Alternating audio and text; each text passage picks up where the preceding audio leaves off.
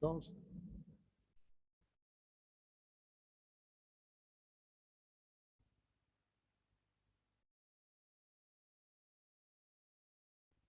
muy bien.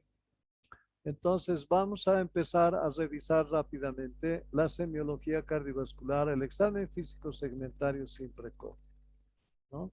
Al examen de cara, entonces, pues es lo primero que nosotros vamos a ver, es la facies que tienen los pacientes, cómo están viniendo hacia nosotros, en paz, con tranquilidad o están completamente alterados por alguna situación, esto sea psicológica o sea también que es orgánica, ¿no? Ya de alguna enfermedad propiamente. Y bueno, en esto nosotros nos proporciona una serie de datos y por esto es el famoso ojo clínico, ¿no? Vemos a la paciente de entrada y vemos así, salvo que nosotros estemos despeinados, esta señora se ha asustado de vernos, ¿no? Pero parece que no, entonces pues vamos a ya suponer de entrada que está teniendo un problema de tiroides, ¿no? Entonces el hipertiroidismo te va a producir esta facies. Entonces eso ya, sin necesidad de que el paciente te diga por qué está viniendo, a lo mejor tú ya estás planteándote, por solamente mirar su cara, estás planteándote ya a una patología, ¿no? Entonces, pues es el estudio integral primero en conjunto, luego que las partes. Nosotros hacemos inspección, palpación y percusión en cara, ¿sí? A la inspección vemos facies, forma, volumen, superficie, movimiento, simetría, nervio facial, ¿sí? Y en la palpación hacemos si hay presencia o no a la digitopresión. Y en la percusión hacemos y buscamos el signo de Shostak, ¿no? Entonces, el de la hipocalcemia, ¿no? Entonces, esto es lo que tenemos que ver principalmente en cara. Entonces, tenemos la facies peritoneal, tenemos la facies acromegálica, donde es grande la cara, la facies hipertiroidea, la facies cusinoide, la facies mongólica, la facies caquéctica, ¿no? También tenemos facies dolorosa, donde nosotros vemos cómo está principalmente los surcos profundos de la frente. Vemos que hay una asimetría en el rostro, ¿no? Y hay una ptosis palpebral en el lado izquierdo, se está cerrando. Todo eso para soportar el dolor que está teniendo este paciente. La cusinoide, famoso es decir, el cara de luna llena, ¿no? Una cara redonda, bastante, que tiene con algunas cosas más que está dentro de la piel, que es eritematosa, y se ve en cuadros frecuentes de uso de corticoides. La fase esclerodérmica, donde vemos aquí, por ejemplo, esta es la cara facies de pajarito, donde vemos nosotros que aquí el sol radiante, el signo del sol radiante, donde tenemos nosotros completamente endurecido las partes superficiales entre mucosa y piel. Eso va a mostrar ¿no? Y la nariz afilada. ¿Sí? La caquéctica, que ya estamos viendo nosotros cómo está de la delimitación de la parte ósea, ¿no? En la cara, principalmente eso es lo que lleva a mostrar esta fase, y los ojos hundidos, ¿no? Los ojos hundidos. Ahora la hipertiroidea, como les había dicho, ¿no? Son la mirada, el exoftalmos que tiene el paciente por protrusión de los globos oculares, y la piel es fina, húmeda, y también hay una mirada inexpresiva.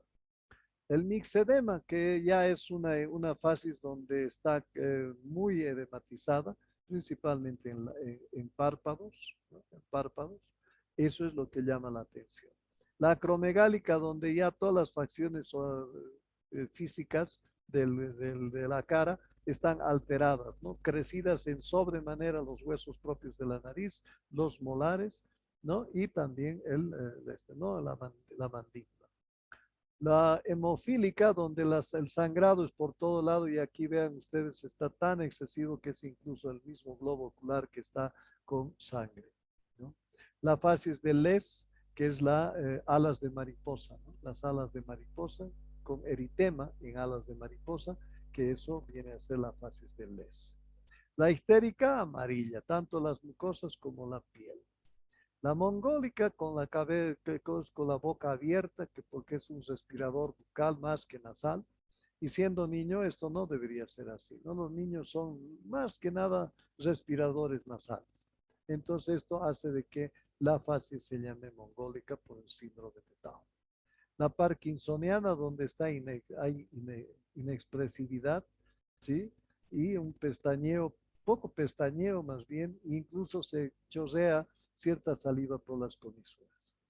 La fase mitrálica, donde nosotros vemos cómo está la parte de los pómulos, que tienen bastante coloración. Por eso se llama tricomía, porque aquí hay un color, aquí hay otro color, y en la boca también hay otro color, que principalmente a veces es la cianosis. Adenoidea ya son los respiradores también bucales, porque por la nariz no pueden debido a que el adenoides está sumamente grande y obstruyendo esta vía y de tal manera de que no puede realizar esta, eh, esta respiración que nosotros tenemos normal. La rubicunda, la fase es pálida para la anemia, la fase rubicunda principalmente para la eritrocitosis, ¿sí? Entonces tenemos eso. A la inspección, entonces, la coloración de la piel de la cara, blancuzca, amarillenta, como la ictericias, la rubicunda, como en el eritema, ¿no? La alergia, exantemas, la cianosis, coloración azulada, que se da en pacientes con insuficiencia respiratoria, cardiopatías congénitas, insuficiencia cardíaca, policitemia y síndrome de Raynaud. En la inspección del volumen tenemos que ver la fase edematosa, principalmente el edema de King, que es un edema de, inflamatorio, ¿no? Y donde vemos nosotros los párpados completamente edematizados que cierran la apertura ocular, ¿no? El cuello y la parte de la cara. ¿No? Luego, en la digitopalpación, nosotros tenemos que hacer la digitopresión, principalmente en la parte articular de la temporomandibular para buscar dolores en las artritis de este tipo, ¿no? O en alguna otra presentación de este problema. Y el signo de Chopstick, que es justamente cuando hay hipocalcemia, se produce una tetania, y eso es cuando uno empieza a percutir el músculo macetero. Entonces se golpea aquí, 2, 3, 4, 5 golpes y empieza a haber una tetanía aquí y arrastra la comisura labial, ¿no? Haciendo muy asimétrica la cara.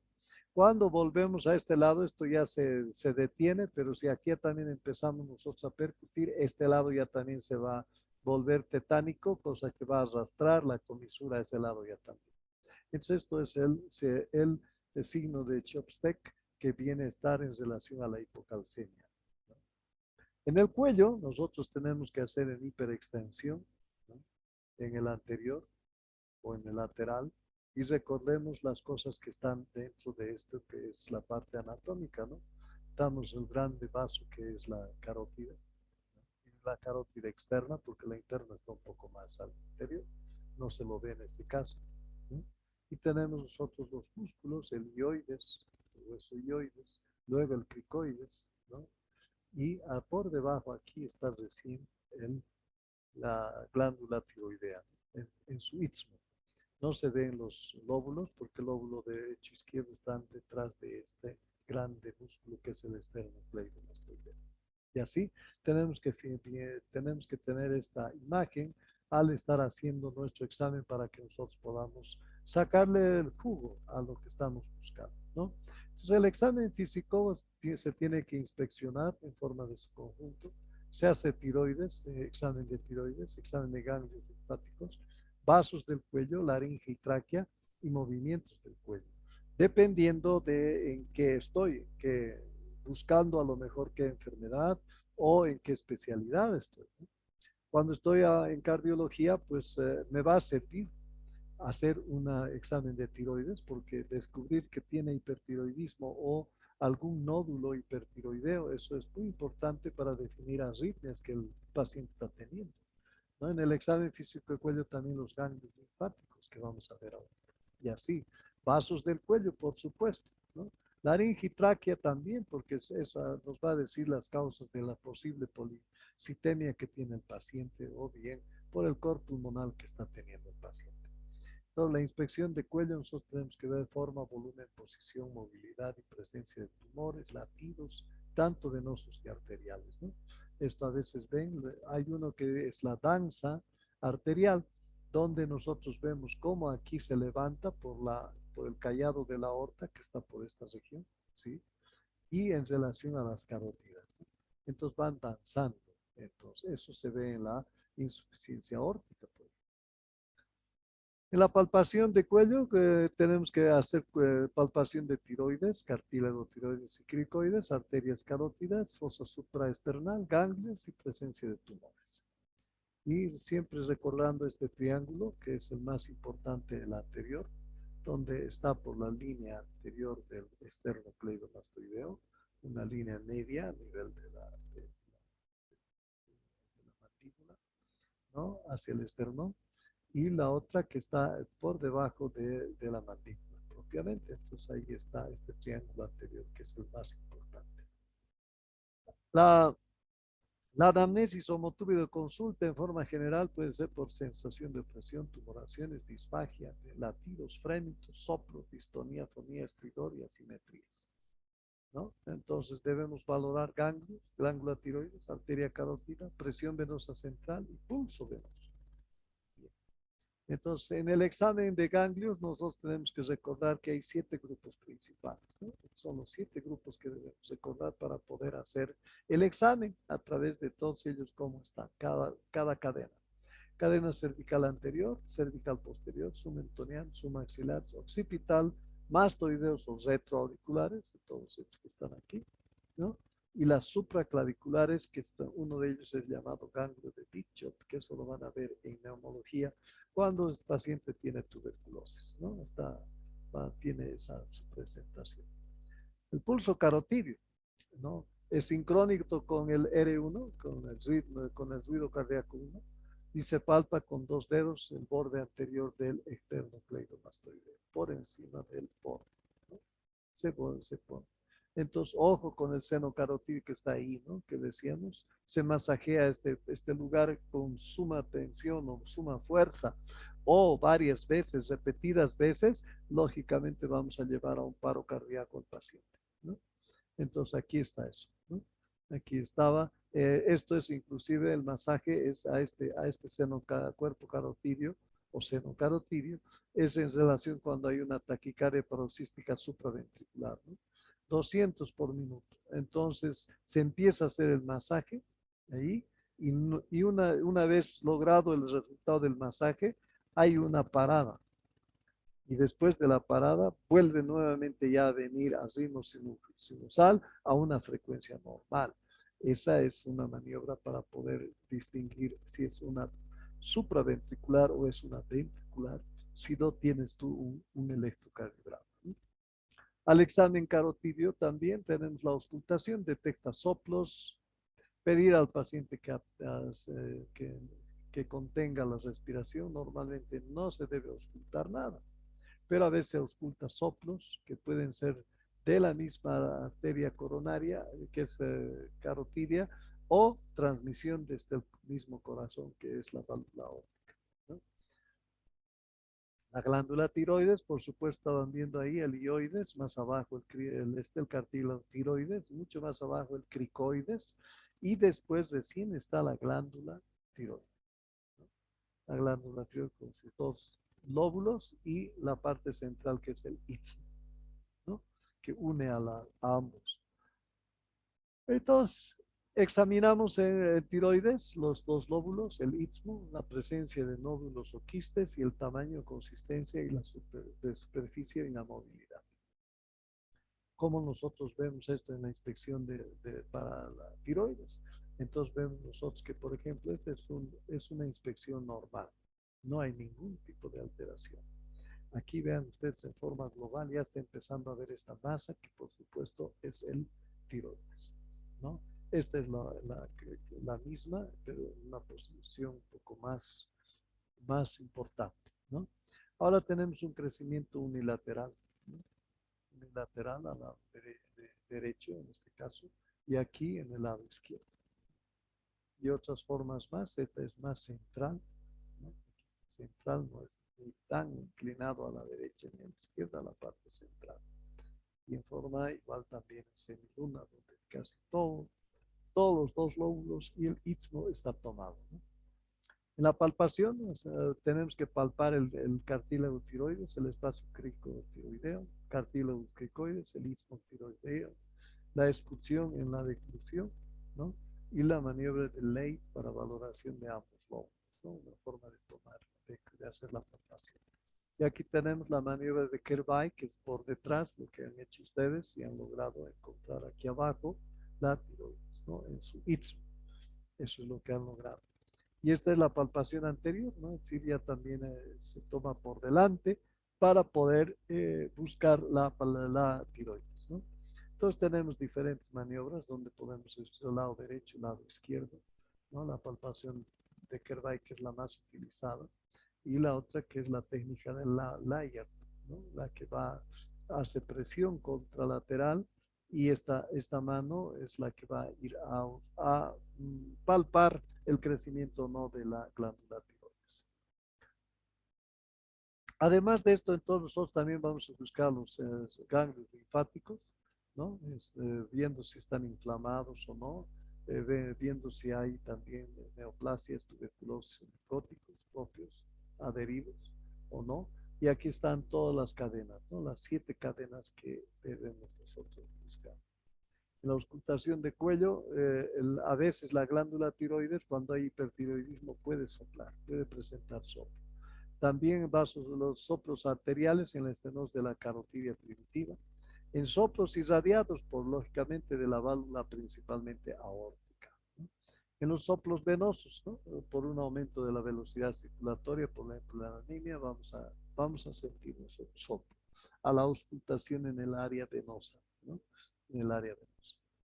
¿Sí? Tenemos la presión venosa central, donde nosotros tenemos que ver principalmente por la yugular o introduciendo un catéter por esta vía hasta la aurícula derecha, donde se supone que es 0. Entonces ahí es donde tenemos que empezar a calcular, ¿no? El objetivo es medir la presión en la aurícula derecha del paciente para valorar la volemia a través de un catéter, ¿no? ¿Cómo lo hacemos? Introducimos el catéter a través de la subclavia y llegamos a la aurícula derecha para que de esa manera nosotros llevemos a una máquina y la máquina nos diga cuántos centímetros de agua tiene de presión, ¿no? Por otro lado, podemos medir en forma empírica y en forma clínica sin meter ningún catéter. Haciendo esto, ¿no? Se busca el ángulo de Lewis, se pone al paciente en 45 grados entre cabeza y tórax, ¿no? Y de ahí se traza una línea, a través de esa línea, esa es la línea 0, y a partir de ahí se empieza a subir hacia arriba contando cómo está la ingurgitación yugular. Entonces es a través de la yugular que se hace esto, ¿no? Y aquí nosotros tenemos la ingurgitación yugular, diferentes ejemplos de esto. Bien, las causas, ¿no? La disminución de la presión venosa, que es circulación venosa, deshidratación, shock, sepsis. La causa de aumento de la presión venosa central, insuficiencia cardíaca, pericarditis constrictiva, taponamiento cardíaco. Este es el pulso venoso. Entonces, el pulso venoso tiene sus ondas, las ondas positivas A, C y D, y las depresiones D y Y, que son las que van a aparecer según el determinado movimiento del corazón.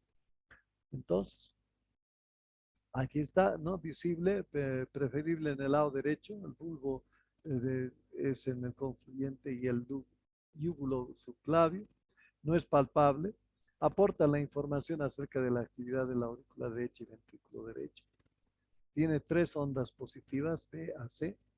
Representa detenciones transitorias del retorno sanguíneo con la consciente distensión de las paredes venosas, y las ondas negativas o profundidades X y Y, ¿no? Y aquí tenemos la presencia, ¿no? De cómo se lee. La onda A es la sístole auricular, ¿sí?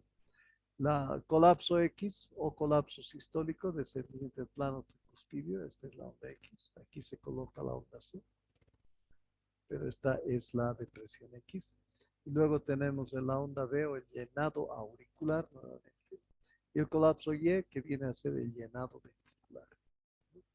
Y nuevamente se repite la sístole auricular y vuelve a hacer esto, ¿no? Entonces, la primera onda que aparece, pues, es la auricular, ¿no? La onda A, la más importante, la que se nota muy fácilmente. Tenemos en el aparato respiratorio, primero colocamos dónde está el aparato respiratorio, desde las narinas hasta los alveolos, ¿no? Y las diferentes partes de este sistema. Este sistema principalmente manejado por músculos y mucho más debemos manejar nosotros el diafragma y los músculos abdominales, más que los subcostales que se llaman o externales también, ¿no?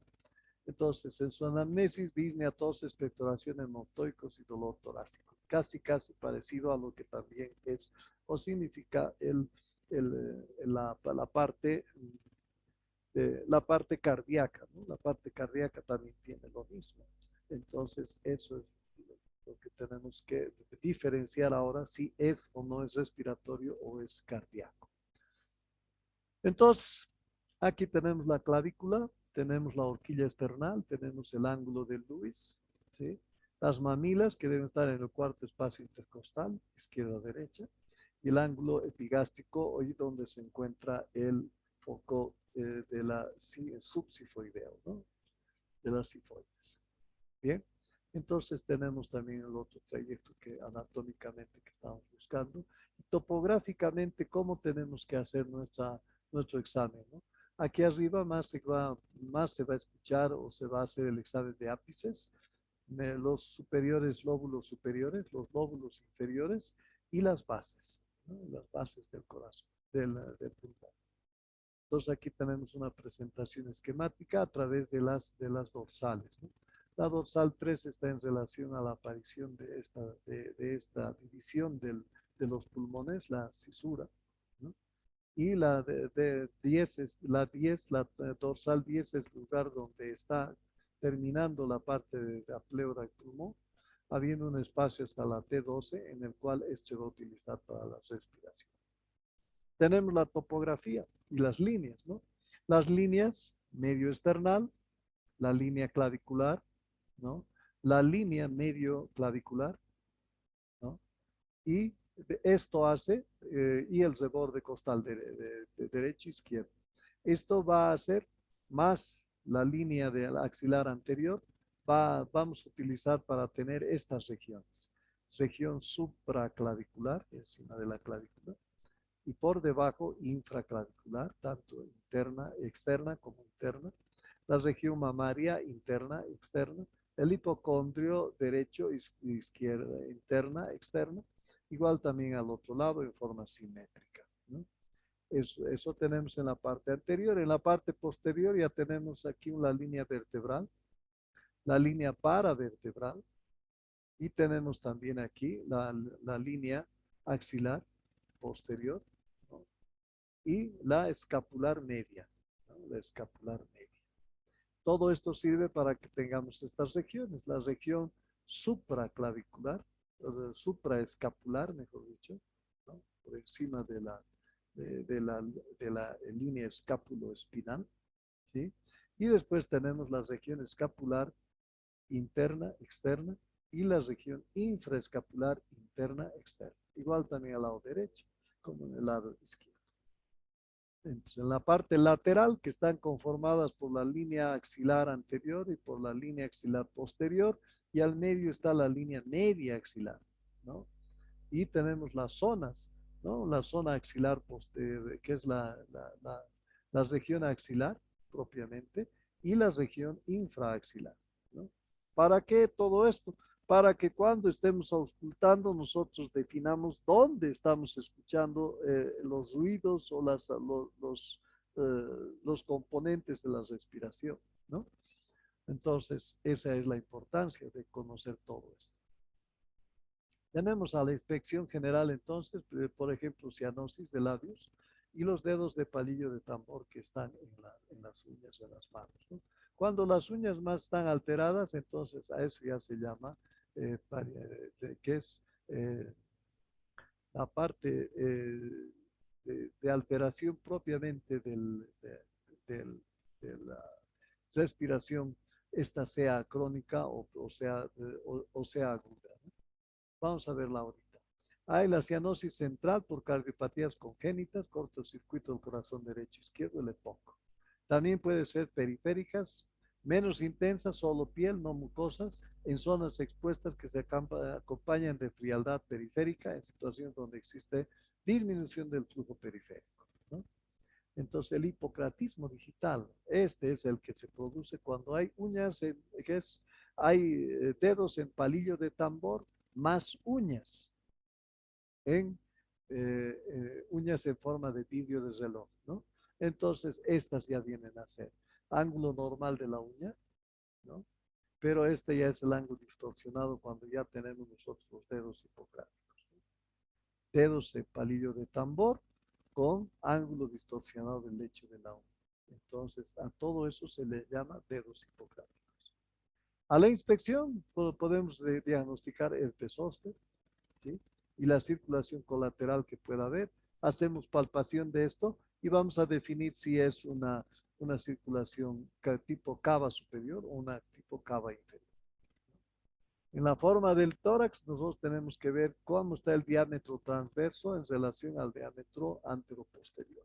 Dependiendo de eso, vamos a tener un tórax infantil, un tórax excénico, un tórax hipostérico, un zona hipostérico, un enfisematoso donde se amplía bastante, un aplanado debido a fibrosis pulmonar en el lado izquierdo, principalmente aquí, por ejemplo, ¿no? El pectum excavatum, donde se hunde el esternón, y el pectum carinatus, donde más bien sobresale el esternón, ¿no? Entonces son las diferentes formas que ahora aquí mediante fotos vemos, ¿no? El carinatum, tórax, pecho arriba, pecho en punta. El excavatum, que se hunde ya también el esternón, ¿sí? El de tonel o el sifótico y el sifoescoliótico, porque además de tener una alteración propiamente de la columna anteroposterior, también lo tienen lateralizado. Entonces está también alterado, ¿no? En seguimos con inspección del tórax. Tenemos que ver el tipo respiratorio. Costal superior en la mujer, costal abdominal en el hombre, abdominal en el niño. La abdominal es la más normal, ¿no? La costo abdominal, pero no así la costo superior, que a veces está más en mujeres, ¿no? Frente a eso, pueden haber signos de dificultad respiratoria como aleteo nasal, tiraje, uso de músculos accesorios, respiración en balancín. Esto ya es una insuficiencia respiratoria. En la inspección también nosotros podemos ver, más o menos percibir cómo son este tipo de respiración. La respiración suspirosa, donde estás respirando normal y de repente meten mucho aire y lo exhalan despacio, ¿no? Entonces eso se llama respiración suspirosa. La respiración Cheyne-Stokes, donde va aumentando, aumentando, aumentando, luego disminuye, disminuye y se queda en apnea, ¿no? La de ataxia de Biot, donde hay grupos de que sube, sube, baja, hay una apnea, otra vez algún grupo de este y hay baja, ¿no? No es como esto que tiene que el ciclo va subiendo, subiendo, aumentando, aumentando, aumentando y luego disminuye, disminuye, disminuye hasta llegar a la. Y la de Kussmaul, que es completamente simétrica, pero que va habiendo más profundidad de respiración, ¿no? En la palpación tenemos que ver la alteración de sensibilidad del enfisema subcutáneo, frénitos, roce pleural bronquítico, adenopatías y edema en esclavina, ¿no? Y toda la forma de ver cómo está la parte de la respiración, de la expansión que tiene que tener el pulmón. Entonces, aquí está la amplexación y tanto la de superior como la de inferior, ¿no? Doctor, Tenemos al disculpe, examen faltan cinco físico minutos. también el valor del sonido del aparato respiratorio. Nadie me está haciendo nada, ¿no? Ya. Sí, doc, falta 5 minutos. Wow. El sonido de una sensación auditiva causada por vibración en el cuerpo, no lo que se habla, puede escucharse también, ¿no? Entonces, vean ustedes que nosotros necesitamos ya para esto que el apoyo de una membrana de testoscopio para poder hacer la auscultación. Entonces se ausculta primero los ápices, ¿no? Los ápices, luego la parte media y se termina en la base pulmonar, ¿no? Laterales también. Eso es en la parte anterior. Y en la parte posterior lo mismo, en el supraescapular y luego infraescapular, ¿no? Y termina abajo también. Son cómo se puede hacer o cómo se tiene que hacer, ¿no? Los soplos normales, murmullo vesicular, el soplo laringio traqueal y el bronco vesicular, que es intenso. Estos tres son los que nosotros podemos escuchar. En la auscultación de la voz, ya saben ustedes, el día 33 podemos revisar en la auscultación, pero también podemos ubicar en el tacto, ¿no? Y siguiendo este comparativo, siempre comparativo en el lado izquierdo, derecho, izquierdo, derecho. Tenemos también el ya que estamos haciendo la palpación, diga 33, y tenemos que sentir ese 33 como vibración aquí, ¿no? O este tipo que estamos haciendo, buscando en los intercostales, ¿no? Después tenemos la percusión, ¿no? Que se utiliza como una caja de resonancia, es el tórax, ¿no? Entonces, de esa manera nosotros vemos qué está pasando, ¿no? Igual tenemos la misma disposición que para la auscultación y la palpación tenemos que hacer para la percusión, tanto en la cara anterior como en la cara posterior. Y aquí pueden haber cambios, ¿no? Una sonoridad normal, a una matidez o a un timpanista. Esos son los cambios que podemos nosotros tener, ¿no? ¿Qué lo explica? Y qué es lo que hay, que existen alteraciones y dónde se encontramos, pues de acuerdo a los lugares donde se va a proyectar esto. En la percusión, ¿no? Entonces, en tórax la percusión es, en neumología la percusión es importante. Nos va a brindar avisos de sonoridad normal, matidez cardíaca, timpanismo, hipersonoridad, matidez y su matidez también nos va a hablar, ¿no? De cómo está nuestro paciente. Y estamos viendo cómo es la forma de percutir, ¿no? Y cómo vamos a encontrar nosotros la submatidez y matidez. Así, entonces, pues vamos viendo ahora la auscultación, el murmullo vesicular. Tenemos que ver si está aumentado, disminuido, alterado por de transmisión o reemplazo por otros ruidos como el tubárico, pleural, cavernoso, ¿no?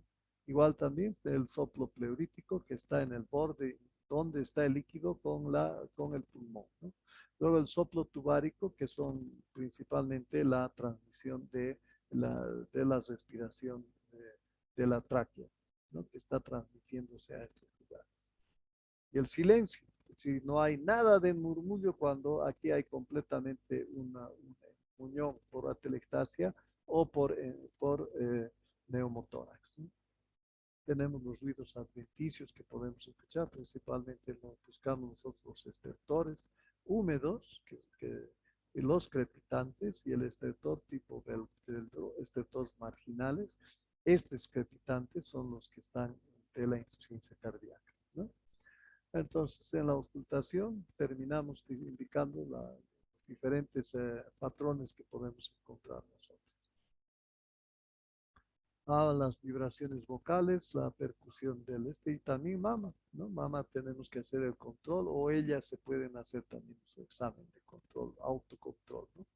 El autocontrol que se debe hacer principalmente con métodos para poder inclinarse hacia adelante, la palpación bimanual, ¿no? La palpación axilar, sentada, ¿no? Buscando secreciones del pezón, ¿no? Las líneas mamarias, cómo tienen que estar ubicadas para que no haya inconveniente de ver la simetría. Examen con los brazos en alto, ¿no? Los brazos al lado, los brazos sobre las caderas, brazo en alto, que tenemos nosotros para que una mujer pueda hacer la revisión de las mamas, ¿no? El autoexamen en la ducha que tiene que realizarse, el autoexamen en la bañera que también puede realizarse, examen de la mama acostada y exprimiendo el pezón, ¿no? Exploración de abdomen en la inspección, auscultación, percusión y palpación. Entonces recordemos los cuadrantes grandes que hay, los 4 cuadrantes. Luego tenemos la parte de su anatomía, pero aquí estamos los 9 cuadrantes que necesitamos saber y recordar. Y el más importante viene a ser este 8, ¿no? Que es la fosa ilíaca, ¿no? síndrome de la fosa ilíaca derecha. Es una patología sumamente importante para el cirujano, ¿no? Tenemos también nosotros en la inspección ver cómo es la circulación colateral en cabeza de medusa o simplemente tipo cava inferior, ¿no? Entonces tenemos las causas de distensión abdominal, la exploración auscultatoria, la auscultación de los soplos arteriales, la arteria renal, arteria ilíaca, arteria femoral derecha, izquierda, ¿no? La percusión hepática que hemos repasado un poco aquí, la palpación más que la percusión, ¿no? Para poder delimitar toda la parte que está con el mate, el sonido mate de la percusión. Tenemos en la palpación principalmente, esta es la monomanual, que también hoy lo han hecho. La palpación superficial y profunda es la otra, ¿no? Cuando ya metemos manos, dedos hacia dentro del abdomen. La palpación de hígado, que esto es la de garra, ¿no? Método de rascado, que hay también este método para definir cómo está el hígado. Palpación de aorta, donde vamos a sentir el latido coincidente con la frecuencia cardíaca, ¿no? Tenemos la palpación de la aorta, ¿sí? El signo de oleada, porque aquí necesitamos un tercer componente para poder hacer esta maniobra.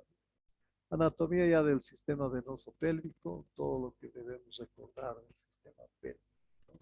Las piernas, los sistemas de perforantes, ¿no? El muslo, donde también están todas aquellas de plano profundo, el sistema de perforancia y el plano superficial.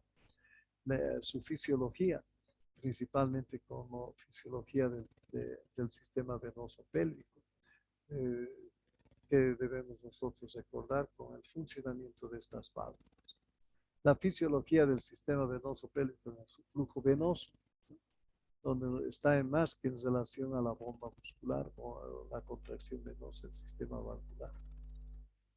Y su exploración de los miembros inferiores, ¿no? Hacemos inspección, palpación y percusión, siempre estática y dinámica. Inspección estática, posición, longitud, volumen, tumoraciones, piel, úlceras, simplemente miramos lo que está pasando, ¿no? Y empezamos a describir desde el punto de vista de la inspección, ¿no?